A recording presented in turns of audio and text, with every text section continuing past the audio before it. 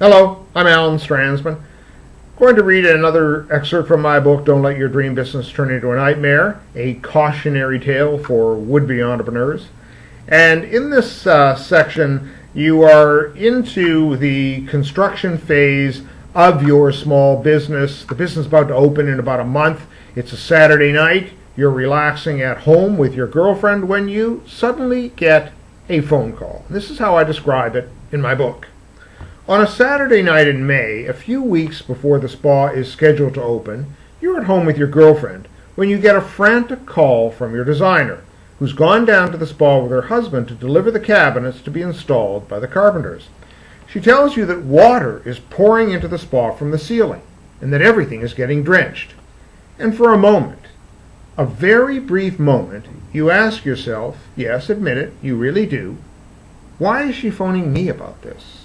Because you worked at a television station for almost 15 years, and if there was a leak in the ceiling on a Saturday night in May, they sure as hell weren't going to phone you about it.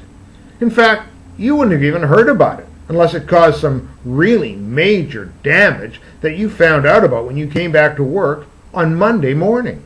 But that was when you were an employee, and now you are the owner, and it takes a minute or two for this to sink in.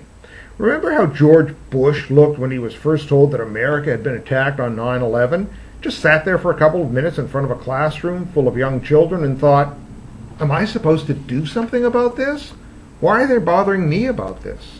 That's exactly how you look when you get this phone call from the designer and you realize that you have to get into your car on a Saturday night and drive down to the spa and find out what the hell is going on and do something to fix it, which you do.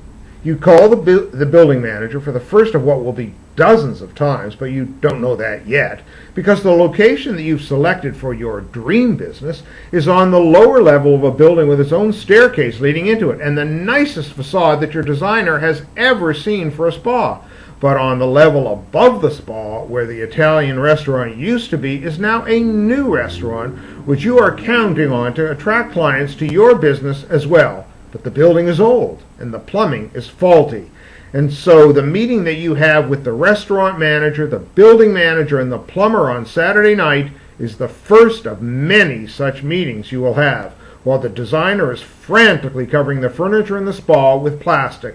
And that is just bad luck, because how the hell were you supposed to know that that was going to happen? In your car on the way home, after the meeting, after you've been reassured that the situation is under control and that there's no reason for you to spend the entire night in the spa, the first thing you think of doing is calling your lawyer and suing somebody.